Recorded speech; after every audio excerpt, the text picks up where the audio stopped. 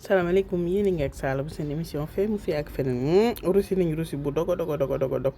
gis ngeen ko noonu russi bu ala daw me bu xeeñ neex sax macha allah mu dog ñu daal di ñulug maa ngay jël samay carotte di ci tëmbal bu ñu demee ba mi-chemin ngeen wax ma lu may togg dégg ngeen mi-chemin rek di ngeen xam lu may togg ma jël carotte yi tëmbal ñu ne nii ma jël sama ay chou tëmbal gis ngeen ko noonu chou yi dama ci jam cure-dent comme ça chou bi du summeeku parce que bu chou yi xawee oyof rek da nga ciy def cure-dent comme ça du summeeku mais cure-dent bu set la ne vous inquiétez pas bala ñuy yàq dañuy jël précaution wu dindi ko tamit bu ko defee ñu daal di def ay jaxato mënte ñàkk daal di defal suñ ñaam bi ñëw dugg xool ko noonu wala bu suñ ñaam bi duggee ba pare nag ñu daal di ñëw suñ tuufa dugg commencé ngeen maa jëli commencé ngeen a àjji bu suñ tuufa duggee ba pare ku ci topp ñebbe daal di ñëw àjji ngeen ma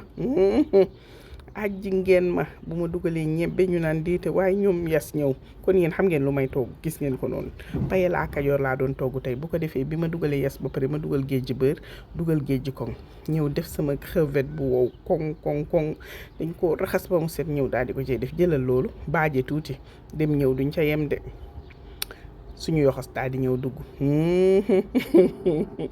dugalee sañ yoxos ba pare daal di ñëw nag jël suñu nokkos bu fatta taraj te am guu daal di ko cay def keccax gi soog a ñëw man keccax gi dama koo diigal voilà ku mu neex mën nga koo tëmbal mais dama ko diigal et c'est resté intact tasul ma daal di ñëw tëmbal ñoom sañ kaani xeeñ mën ta ñàkk gis ngeen ko ni légumes yi seppi nañ ko comme que cin li dafa xawoon xat dama bàyyi ba légumes yi ñor ma seppi soog a mën a dugal yeneen ingrédients yi parce que xaju ci woon ma daal di ñëw dugal calamar mënul ñàkk ins de crabe nee na ma duma ko wuute mu daal di ñëw dugg jëlal loolu bu ko defee crevette daal di ñëw mais crevette yi gis ngeen ko dañ ko raxas ba mu set éviter ko voilà c'est important ëpp naa fàtte bu ko defee buñ dugalee suñu ay crevette ba pare lu ñuy def mooy ñëw jël suñu ay moule décortiqué ñoom it ñu daal di dugg lu ñuy def mooy teg nii bàyyiwaat mu ñor le temps muy ñor ñu seppi suñuy kaañi ndax dañuy bañ mu toj suñu cin di ko yàq ñu daal di ñëw nag dugal suñu ay confumé mooy génn gu ceebu keccax bi nag lu leer laa leen wax gis ngeen comme que dama yàkkamti woon jëluma étape yëpp mais voilà j'ai voulu juste partager avec vous jëlal ma daal di jekki